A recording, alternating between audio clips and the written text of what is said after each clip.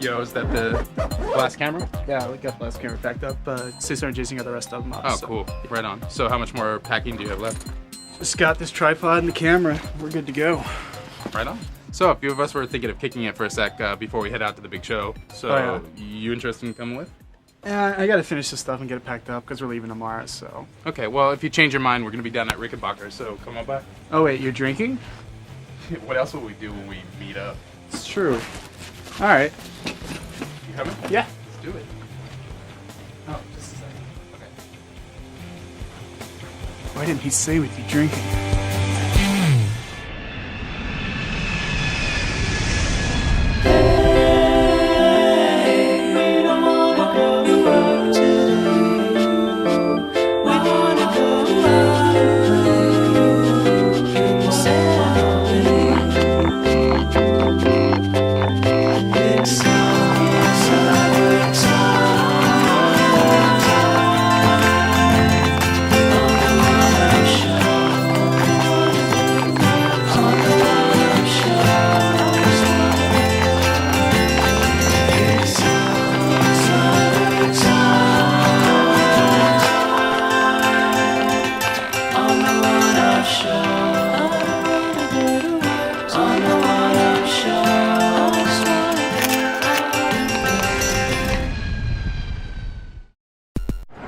Microsoft's press conference is the first one, and as usual, they're the leakiest company. First of all, the Waggle controller. I mean, people have been talking about that for like a year, and there's been so much stuff. Like, does anyone think we're not going to see that there? I think that Rare might have been making it, but I don't think it's going to have anything to do with FIFA, and maybe not Banjo either. Well, now people are saying that Rare is making a party game. There's even like, people say it's called the Fast and the Furriest, and it's all the different... for Live Arcade, right. Right, but that, they say that's going to use this controller. Yeah, probably, and it'll probably be used to navigate new dashboard. That seemed reasonable. Right, or in the Lips game, that like karaoke game, that conceivably will use this microphone enabled waggle wand. It seems like they wouldn't put out the controller with that without a big game to attach it to, like a Wii Fit clone or like something like that. You don't think Lips would be enough? Like with the controller? With the popularity of like, you know, the music rhythm games? And, no, because that's more about the microphone functionality. So you say it's not what the 360 consumer wants, but then if there's a Bungie game, that's more than enough for them. Well, yeah. So what do we know about the Bungie game? Well, it's from Bungie. That's what the 360 consumer wants, is another Bungie game. It's going to be a Halo follow-up, not necessarily with Master Chief. And they've been working on it for a long time, longer than people think, and it's going to hit earlier than people think. They started teasing with the VidDoc last week, and they also teased in their podcast. They're going to be announcing something like definitely at the working with Peter Jackson thing. I think that's separate because that's Microsoft. I mean, Frank O'Connor's left Bungie. He's working on that with Microsoft. It's not Bungie. So do you think it's possible we'll see 3 Halo games? Halo Wars, Peter Jackson Halo Chronicles, and the new non-Master Chief Halo game from Bungie? I think it's completely possible, yeah. That'd be pretty huge. Maybe that's why they've been doing a big like media push on Gears 2 before E3. Yeah, I mean, is that much more that they could show up Gears to get people excited? I mean, because they still haven't talked about co-op and how that's going to work, and what other new modes they might have. Right. So And it seems to me they've showed a whole level in game. It's like I don't know what else they could really blow people away with. Gotta get closer.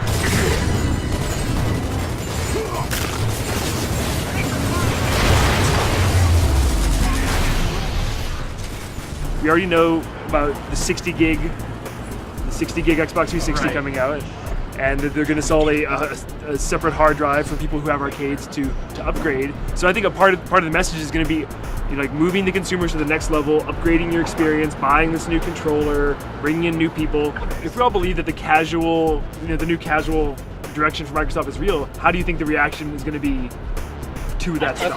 It can't be a direction for the company because their biggest games right now are like Gears 2, Halo Wars. These are not casual games. But Microsoft as a company would be foolish if they didn't try to jump on the casual bandwagon and expand the audience. They have to be trying to do that some way. Whether or not they will do it successfully or with absolutely are, but that's not going to be their whole thing. That'll be a little segment Unlike of their Nintendo, they're not going to suddenly desert all their actual... Microsoft is very completist. They try to do everything often to their own detriment. So I think that we'll see some attempt at appealing to the casual market, the moms and the kids, but Whether or not it'll be stylish and cool the way Nintendo always manages to do it is a big question. Last year they showed more footage of B-Movie and Viva Pinata for games for Windows than they did Crysis. So maybe avatars, maybe lips, maybe all this stuff is PC and 360, and it's like a broader Microsoft initiative that we've even thought about. I know a lot of people are like, where is games for Windows? So like, do you think Microsoft's going to have anything at their press conference for Windows? well, they already had the Games for Windows event like a few weeks ago, and But there was nothing new, the right? majority of those games were just ports. You know, I mean, there were two games that weren't, and the other 6 were. So I mean, I really don't know. I have no idea. So what happened to Alan Wake? We haven't seen Alan Wake in 2 years. If it's not at E3, heads will roll. Place of bets. I don't think it's going to be You there. don't think so? PC gamers want to hear about that as well.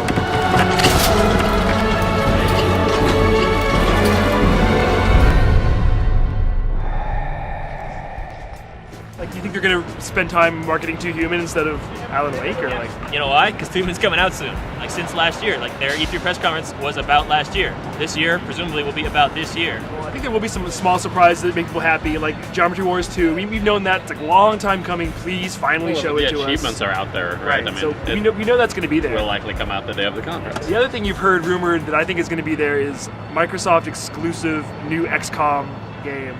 Not published by Microsoft, but I mean, this is a really pivotal E3 for them because they need to convince everyone that 360 is still viable for like 2 more years.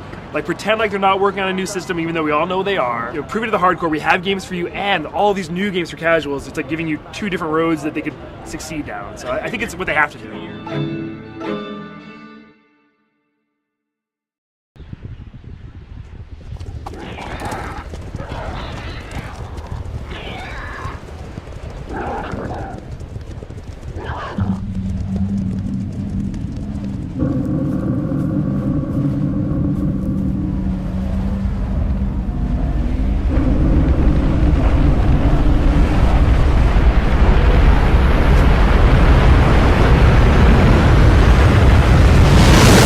Stalker was a good game, but I felt like the beginning of it was like, it was almost like It was harsh. It was harsh.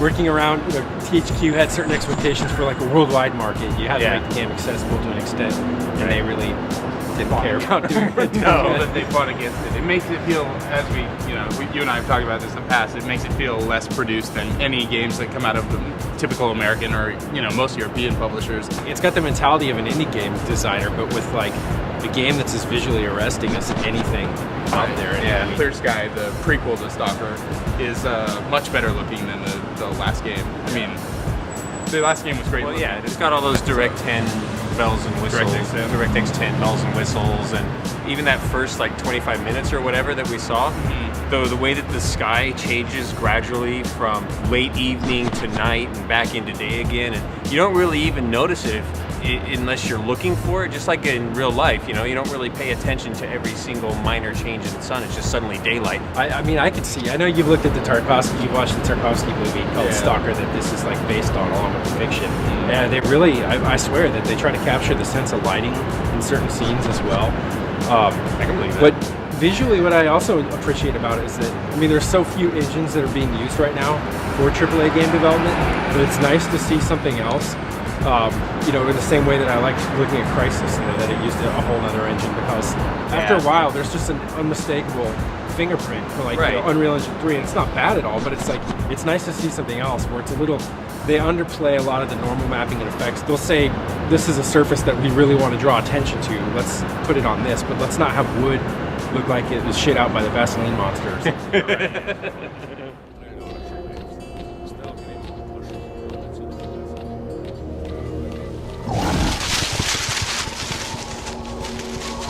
There's like this new bog area in this game, which is, I guess, so they claim, bigger than anything that was in Stalker, bigger than any area in Stalker 1. And it's going to be just a free space where you can run around and look for new missions and kind of stumble upon new missions and have them fed to you when you get there, so you don't end up in some place where there's going to be a mission but you haven't got it yet, so you have to like run back and get it later, anything like that. The design of that bog is interesting too, because when you're actually in it, you have no sense of the lay of the land. Once in a while you'll climb up a tower or something and you get to like take a look at it and see. You got to commit that to memory and then go back.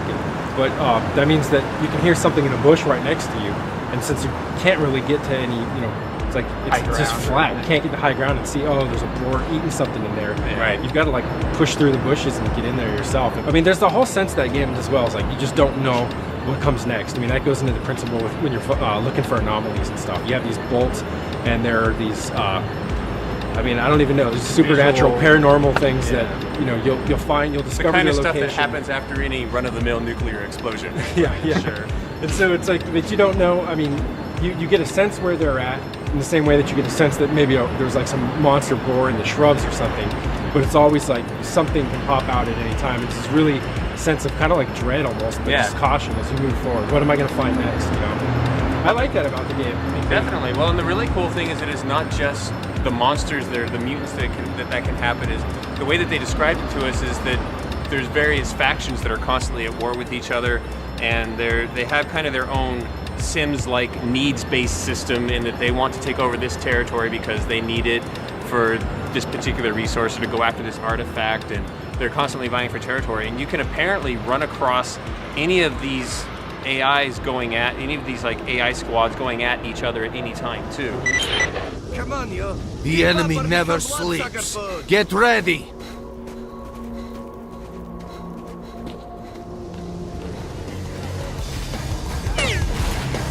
Take this, you Nazi! That dynamism plays like into the AI stuff, just like you're saying. So if you come across people in a firefight, you don't know immediately whether or not they're antagonists, whether they're friends or foes. If there's a couple groups fighting, you kind of get to observe a bit before you jump in. So it'll be interesting to see, because I mean, we haven't played it yet. We really don't know the extent. Maybe it turns out that it's just really shallow. Kind of like in Metal Gear Solid 4, where they're saying, you can help. Originally, when it was presented to me, it was like you can help the PMCs. The PMCs are the rebels, but it's really just this. You help the rebels, and you have no reason not to help them. But if this is actually really fleshed out, where you can choose who to align yourself with. Or even more exciting if you could choose to not align with anyone, and that makes the game harder if you sneak through alone as a lone wolf. That could be cool too. Well, and that was one of the things that was described to us is that he said, you are a pure mercenary. You're not specifically aligned with any one group. So even if you've been fighting with one group this entire time, you can go and take jobs with this other group, no questions asked. I don't imagine you could, because I mean, there are clearly going to be situations when they're out doing things and there are people fighting, and they're not both going to be fighting with you to kill each other. Right. Plus the fact too is when you look at those screens in the video we've got, they show all these gauges for the how tight you are with these different factions. And there has to be, since there is some granularity between just how close you are to them, it has to be reflected in the gameplay rather than just they'll all give you missions and stuff. Yeah. One way this game, based on the preview video, isn't all roses, is that music. I know. I agree. I hope that's an option where you can switch it off.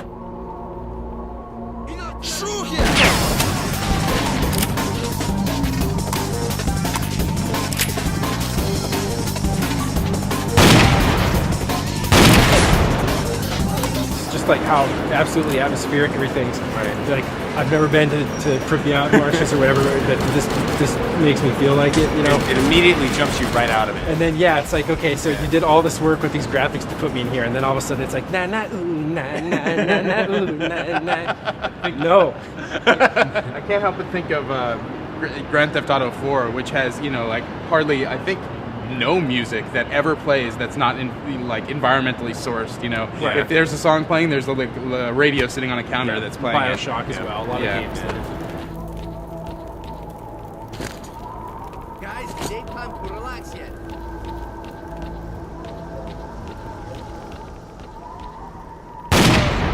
A million thanks. Next time you're in our neck of the woods, drop by our base for a reward. I've never gotten into those Diablo-style games, but in Stalker, I did really enjoy the loot gathering, and I like the Diablo-esque, character menu where you slap. That part of that mechanic is great, and it's cool to see it in a different genre of game. It's not just about you hit this guy and then 12 pieces of loot pop out and you go grab them. It's this guy was holding this thing and now I've got it. It all plays back into the environment and the world in a much more fulfilling way and appeals to me more. Like what you're saying, I imagine a scenario where you walk up and you see a group of stalkers or something, and you actually decide whether or not you want to fight them based on what they're holding. Absolutely. That guy's got some kind of Gauss rifle or something. I'm definitely gonna hang out and start something with them.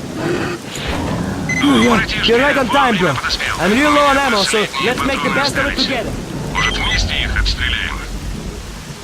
Attention all fighters. An emission is approaching.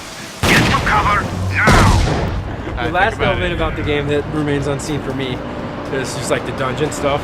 Yeah, We they don't haven't know showed like, any what of they're it. going to do, but those worked so well, I think, in the original game because now and then. different tone, like, Yeah. in Yeah. those sections. And when you'd end up in one, you'd kind of be like, am I ready to go down here now? Like, I know if I go down this manhole, it's this whole other section, and it's going to be like crazy poltergeist activity and just like creepy ass stuff, people banging on doors, and like that was always like, I'd have to psych myself up. Like after a while, like, am I ready for this part yet? Like, I'm just gonna go around and do some top And missions. that underground shit was a lot more scary than like Fear ever was. Yeah, it totally was. Yeah. I agree. Yeah, and I think there's like huge potential with. I mean, that's something you can get with like that kind of like visual fidelity with that atmosphere and stuff. Yeah, oh, definitely. I mean, if they really like play into that for the scares, that could be good.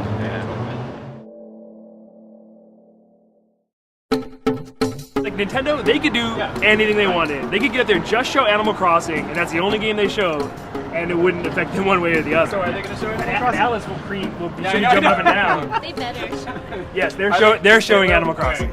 If Animal Crossing is not online, like really online, if I can't go to your town, if I can't send you a message, I call bullshit on the whole thing. Like we've really given Nintendo a lot of an easy time with online.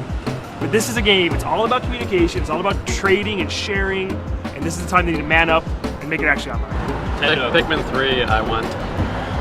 Do you think Pikmin 3 is like a home run? No, I don't think so. It's just like the only franchise that there's left that doesn't have a Wii sequel that I'm mildly interested in. I mean, I would love to see the thing that I'm just not sure that Nintendo will do anymore, which is a totally new IP, totally new game like Pikmin, done with Miyamoto's help. That is completely new, totally different. And he isn't brain age or Nintendogs or any of that. I don't think we're really going to see it. I think the big surprise from Nintendo is going to be Nintendo's first-party WiiWare games, because we've never really seen them. We've heard rumblings that like, hey, maybe they're making some Zelda or Mario or Metroid WiiWare games, and if that's true, that's huge. Were they supposed to be releasing Kid Icarus? Yeah, I mean, we've all heard that. IGN has all but confirmed a Factor 5 developed Kid Icarus, and if that doesn't materialize, I think everyone is going to be really shocked. Isn't that exciting if it does? Well, they have some whole new game based on it, and they're basically just using the brand familiarity for it, but they have like a game that could stand on its own no matter what you call it. That's true. They just reintroduced a whole nother generation to that character with Super Smash Bros. So Nintendo could win a lot of points if they tease a Zelda, like a new Wii Zelda.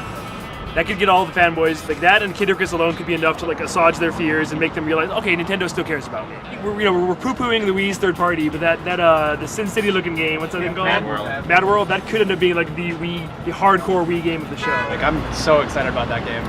It looks really good. Are they going to do another Wii Sports? I know. I wish they'd do another Wii Sports. That'd be huge. That'd be huge. Wii Sports 2 would be huge. Everybody's looking for another Wii Sports. Or another Wii Play. I mean, Wii Play sold like 5 million copies. Wii hardware. Okay, we haven't talked about this. I think we're going to see multiple colors, finally, of Wii controllers, and hopefully a storage solution for WiiWare. Like, I just want them to announce that they're fixing the problem of Wii supply. The fact that you still cannot get them in very easily in stores. So are we going to start hearing anything about like the follow-up to the DS at this point, or is it too soon still? I don't think so. But I do think we'll see some big sequels finally. I think we'll see New Super Mario Bros. 2.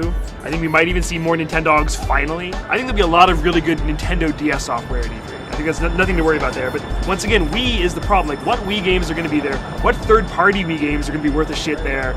I think we're going to walk away again as hardcore gamers disappointed by the Wii offerings. You guys feel like E3 is for you, but it's about the state of the video game industry, and so I don't think They'll it's... have the most coverage in the evening news coming out of E3, I'm sure, because they'll have something that'll immediately be like mainstream attention. Yeah, it's going to be on the Today Show like days later. They're going to be showing footage of it. I mean, I personally can be excited by both types of games.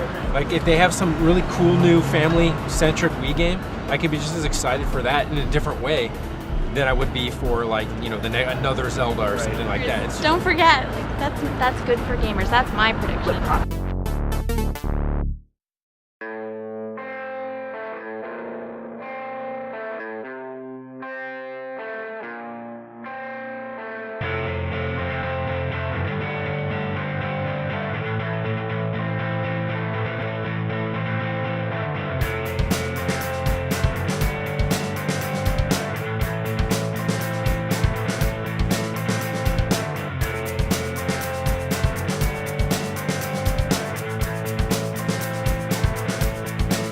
So we're in the visual design department at Guerrilla Games. The team here is responsible for all of the architecture, the character design, the weapon design, design of the environments, etc.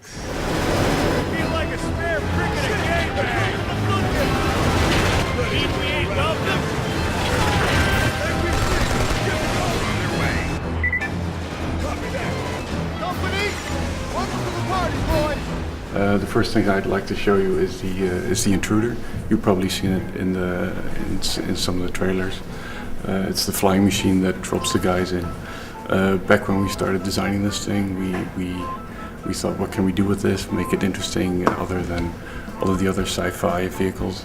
So we thought we'd just grab a pickup truck and a helicopter and try to combine that into something new and functional. We're always trying to create stuff that kind of looks as if it could work in reality.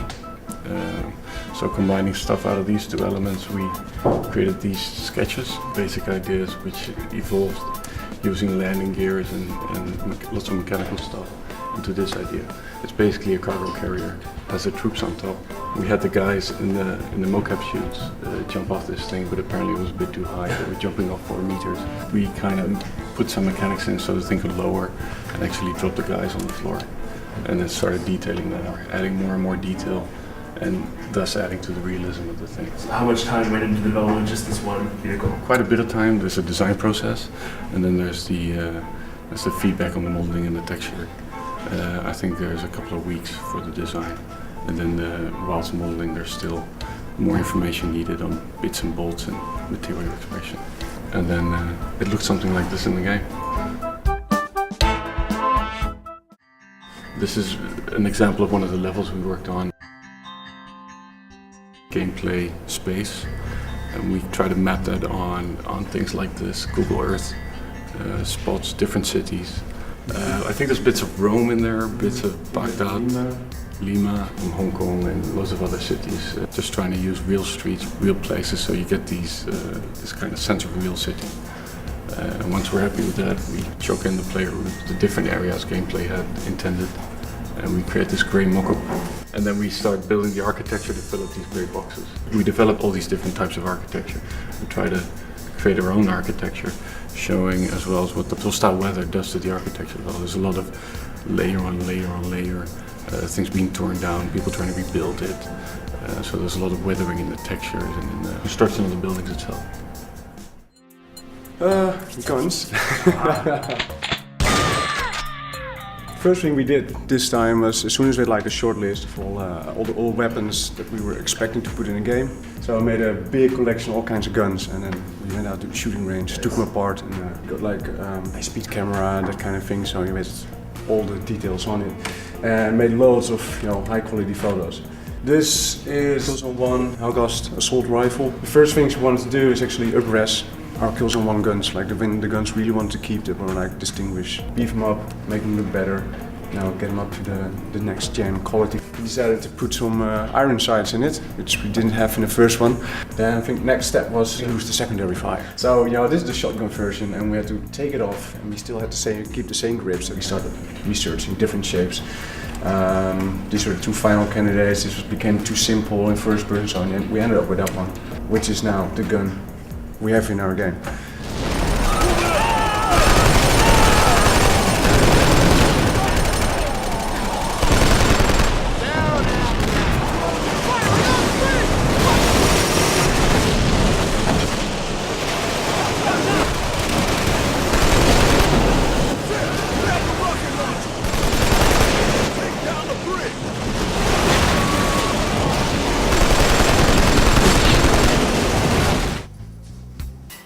Atari 2600 being played on an HDTV. That's wrong. This is our team dedicated to cutscenes, so they're in charge of telling the story of the game. And Jonathan here is cutscene director. So we're actually approaching the cutscenes for the game pretty similar to actual movies. We're starting off with an idea. We have a script writer on board. We then proceed to make storyboards, and from those storyboards we make a really rough 3D representation of those storyboards, so the little puppets just sliding down the screen. And when that's approved, we're going on to motion capture, which is used for almost any game at the moment in films. So that process, we use a pretty advanced form of motion capture. We use not only the body movement, but also the fingers and the facial. We also capture the final voice instead of dubbing it. We're basically treating it like an actual film set. And then that all gets implemented back into the game engine. So it's actually the real in-game engine that runs the cutscenes this time. It's not pre-rendered, which is great because it really sticks to the quality of the actual game. It stays exactly the same in the cutscenes. I think there's only a few people, because basically this process was tried and tested with both Star Wars and Lord of the Rings, things like Gollum and that sort of. So we're using exactly the same technique at the moment. There's only almost like you're making a film. Yeah. CG film. There's a very few companies that actually use this at the moment. Heavenly Sword was one who did it exactly the same way with Andy Serkis. And it's because it's so high end, it's so kind of difficult to manage and really expensive. There's only a handful of guys starting and doing it. But I think you'll be seeing this more in the future.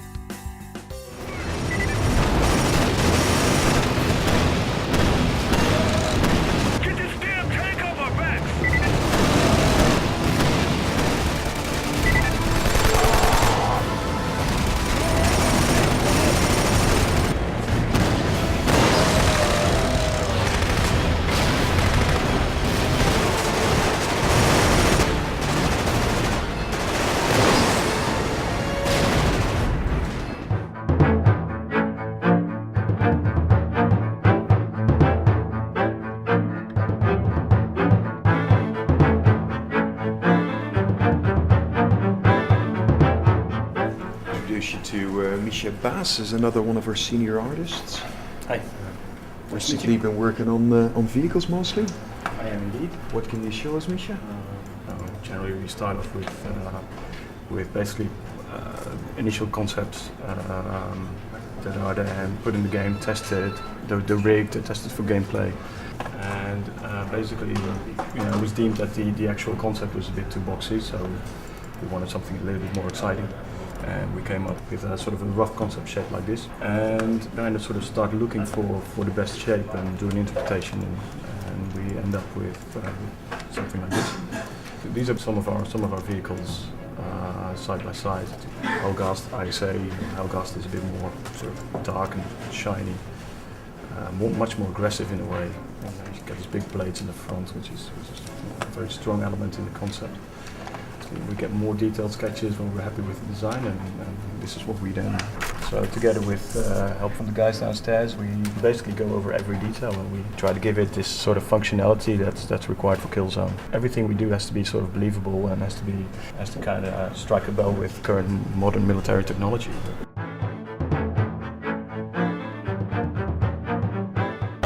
Who made that?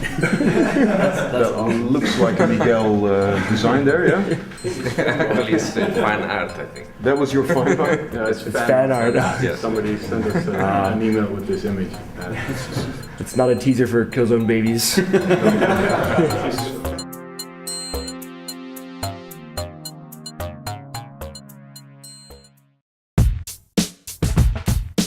Right now, Sony is doing really well this year. They have an opportunity to do a lot and to tease a lot to really get people excited, but I don't know that and they have a lot that's already announced.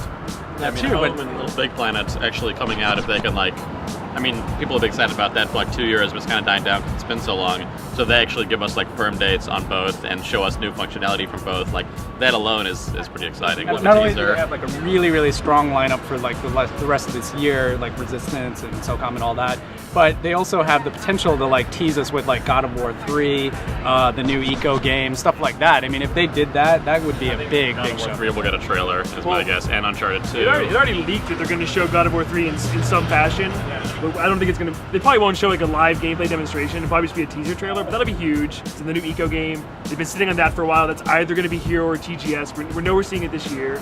Games like White Knight Story Chronicle, we haven't seen that since TGS. It's going to be big. The Ratchet and Clank downloadable sequel. That's gonna be there. I got really excited last year when they started showing, like, it was the first time we really saw much of Echochrome. They brought Patapon back out. Because there seems to be a lot of critical praise for their tinier games, maybe we'll see some new tiny games that we haven't seen before. That game company's doing Flower, that kind of stuff. And that stuff's still out, like in Flower and Aqua in Africa. I mean, it's coming to Japan now. The other thing they can pull out of their press conference are the third-party exclusives from Japan. Like, if there's a new Final Fantasy 13 trailer there, that's huge. Or say Kojima Productions decides to announce something, that'd be a big deal. PSP, people kind of forget about that, but it's doing really well in Japan. It's outselling Wii for the year, so I think we're going to see a lot of Japanese PSP games at E3. Like Monster Hunter XX2. You know, people are talking about Devil May Cry might be there. You know, Dissidia's looking really good. I think there'll be some surprise announcements for PSP. Also, the long-rumored Gran Turismo PSP coming back. That. I hear it's there. I hear it's at E3. I know Sony has one big first-party game that they're revealing at E3. So, really? Yeah. So we'll see. So how about Sony's Waggle controller too? Are they going to do that there? You know, I'm starting to wonder if that is actually first-party or if it's a third-party controller. We don't really know. I think something's going to be there. I also don't know if they need it right now because they do have a lot of momentum and they have all those other things we were just talking about. So maybe good to like see how the mainstream reaction goes over with Microsoft's one if they have a Waggle thing, and then they can kind of gauge when they should talk about it, where they should go with it. What about all the third-party stuff that comes out for Wii right now? What if then developers are able to make it multi-platform, the same exact? They can count on the controller being the same. I don't imagine the controllers would be that similar enough that they could just do that and kind of shoehorn it into all three. I think they would kind of have different focuses. But it would probably be reasonable to try in ways that it's not right now. The hardcore mentality of like expecting something. It's like you get to a bookstore, right? And eventually it gets to the point where there's kids' crayon books on one side, there might be books on science on the other, there might be shitty sci-fi, there might be high quality sci-fi. And at the end of the day, it's like no one sweats about like, well, I don't want this on my system. I don't want, I don't want this in my bookstore. It's just, I don't know if that makes sense or not, but I just don't care. It's like the wider the range, no one's going to force us to buy anything we don't like. The quality suffers when something, like a lot of games come out on Wii, PS2, and PSP, and because they're not dedicated to one, the quality suffers like on all three. And I think that would be even more the case because it would come out on those three and then motion control on the other two systems. So I think the wider you spread it, then it's like it's just not going to be as good. Right, but that's already happening with most games right now that are non. Like, so if you imagine Call of Duty or something, there's going to be a slightly different PS3 version and 360 version, and then chances are they're going to try to make a Wii version too. And I don't know, it just doesn't seem that much different. If we're able to deal with the differences and make like Medal of Honor and then have it come out on Wii and 360, it doesn't seem like it'll be that much different to add like some visual effects to a game like Boom Blocks or something and have it. What if Boom Blocks, they hedged their bet and it was available on all three platforms? Like, I think Boom Blocks will come out for 360 this fall, actually. I think it will. Why not? If they got a controller for it. They got the controller for it. Another thing at E3 are delays. There will be a lot of high-profile delays of games you think are coming out this year that aren't. So that's one to watch too. That always happens. I'm going to say Banjo's not this year, and I still don't think Fallout is. I know I got some disagreement, but those are my two. I'm saying next year. I say Call of Duty next year. I've seen that Borderlands is listed as this year, and I'd be surprised considering they haven't finished Brothers in Arms. How are we going to feel going out of this E3 in general? It's like it seems like the format is probably the worst ever but we don't really know yet. Is a lot of the stuff that would have ordinarily been shown at E3 now going to be shown at Comic-Con and PAX and Leipzig and TGS? Yeah. It seems a little bit, but then you look at the bigger stuff there, and it's also going to be E3. They're just showing different things. I think it's all in the press conferences, like just the fact that they all have one big one. They miss the time to put stuff out. This year, it's a really big year for both Microsoft and Nintendo, and basically, because if you think about what we know of their lineups, we don't know a whole lot past a certain point. Especially with Nintendo, we almost know nothing. And Microsoft, it's kind of like, well, where's this thing going to go from here? And I think when we walk out of those press conferences, we're going to have a good idea of that.